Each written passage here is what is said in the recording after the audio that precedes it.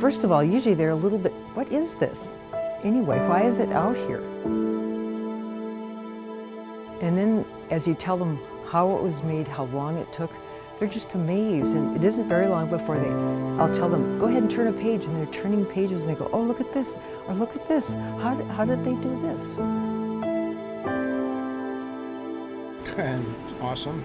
It's unbelievable what it is. It's a very personal experience to see a work of art. And people sometimes see a book, they sometimes see art, they sometimes see a Bible. People are touched by it, maybe is how I would say that it reaches some level of, I don't know if the word is awe, but some level that's a little deeper than just the book off the shelf normally. It's a book. We have a library full of books, and it's been an important book throughout history, and that's what we do, is books. Every time I come, I see something new. You know, a portion of a drawing that's different, or I didn't notice that figure was there. One of my favorites is the one right at the beginning of the whole thing, the creation story in 7 days. But there are the 7 panels for the 7 days of creation. We have a picture from the Hubble telescope of the Fertile Crescent. We have reproductions of cave drawings, Aboriginal cave drawings from Australia. So St. John's Bible, it's a Bible for today. This is Hebrew. Hebrew, very good. I'm impressed.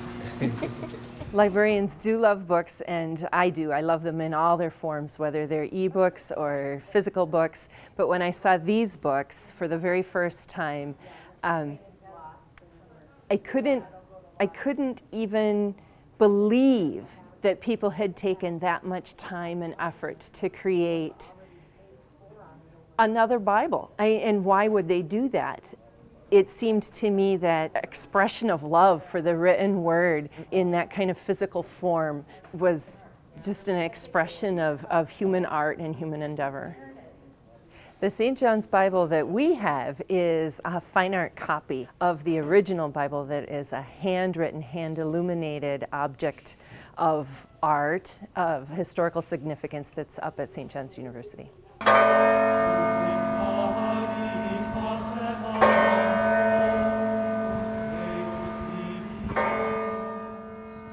The St. John's Bible is a beautiful, monumental work that was written and created by a team of artists and scribes commissioned by St. John's Abbey University. And it took 15 years for this project to be completed. The St. John's Bible is 1,127 pages, and you can think of it as 1,127 artworks. Each page truly was an artwork. Even if it didn't have a picture or illumination on it, the lettering itself is remarkable. We didn't do a new translation of the Bible. The words we chose were the NRSV, the New Revised Standard Version, a beautiful translation of the Bible. But we did do a new visual translation of the Bible. St. John's Bible includes over 160 artworks that are really designed to make people stop and think. They are also designed to bring the Bible visually into the modern world, into our visual vernacular. And so, for example, on a page about forgiveness, there's an image of the Twin Towers tucked in the corner there, very quietly, but just as a reminder to us, can we forgive really the unforgivable? And one of my favorite stories is about a little child who was at a gallery looking at our Adam and Eve portrait, and the docent came around and the child had tears in his eyes. And this little African-American child looked back at her when she asked, "What's wrong?" And he said, "Nothing's wrong. It's just the first time I've ever seen an Adam and Eve that look like me." This was the idea of Donald Jackson.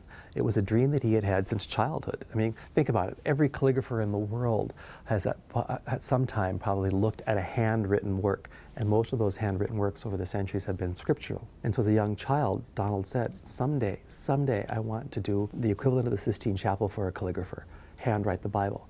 And so that finally in 1995, Donald Jackson asked St. John's, "How are you going to mark the millennium? And if I got an idea for you, how would you like to commission me and a team of people to handwrite the Bible, the way it would have been done centuries ago, but using a modern translation, but traditional tools?" The pages are written on beautiful vellum. The inks were made in the 1870s, and they are actually lamp black. Well, this is actually soot. So this would have been candle smoke collected from the 1870s. And these are hand ground. And these beautiful pigments will make sure that these images or these words last for centuries because it won't break down any further. The pages also include beautiful illuminations that use 24-karat gold that will play with the light as the pages are turned, giving that true sense of the meaning illumination. The St. John's Bible was written with a turkey, swan, or a goose quill. And I'm holding in my hand now just a real simple quill. We often think of seeing the stereotypical quill with all the feathers and stuff on it. This is what quills have looked like for centuries. The artists peeled off the barbs. They heat this to harden it, to clean it up and heat it, and then they, with a simple tool, a penknife and a few cuts, they make the most perfect tool for writing. And our principal artist says that this truly becomes an extension of the hand, and you get beautiful, thin, elegant lines like no metal pen can give you. It took on average between 7 to 13 hours for one scribe to write one page. And that's no artwork, that's just the lettering. And it took 6 calligraphers 7 years to write all the words of the Bible. It's so against everything that culture is about right now. Easy consumerism, use and toss. We've had some complaints from people that this is hard to read, and we say, no, it's not hard to read, it just slows you down, which is what you want people to do when they're meditating on these images and these words. I was on the committee that worked from St. John's, the Committee on Illuminations and Text. What we wanted was, I sort of describe it as almost like weaving. We wanted the words and the images to sort of do this together so that you get a kind of new meaning. And so, for example, in this illustration from the Judges Anthology, the illustration doesn't tell you a story, but it gives you the sense of what's going on. This was a time of huge chaos for the Jewish people during their slavery in Egypt. So the image around the edge has images of Egyptian culture. In the middle are these strange forms that are clashing and colliding. And what it sort of tells you is that this group of people, this nation, the Jewish nation, was not able to come together. It was fragmented when it was outside of its own context, which eventually would be Israel.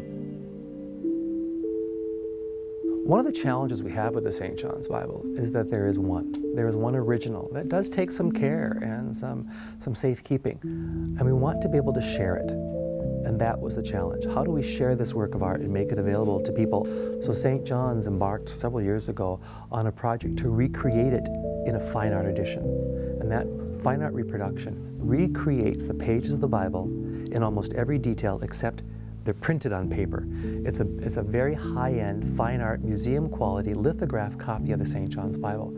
And we made 299 sets. And so the Austin Public Library was gifted by a generous donor a full-size copy of the St. John's Bible. Seeing the Heritage Edition is as close as you're going to get to seeing the real thing.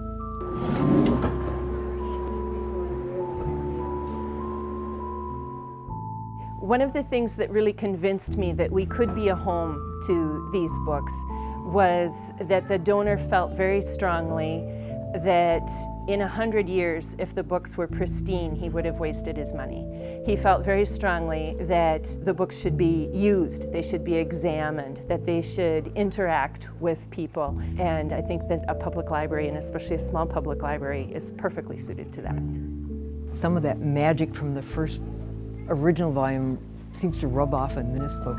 It's big, the pages, they feel different.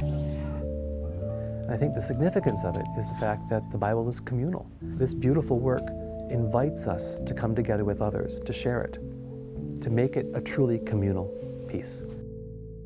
Whether this is the foundation of your belief system, it's still an amazing example of how someone who does believe sees the relationship of the Word and the image. It's a work of art. It's a true work of art.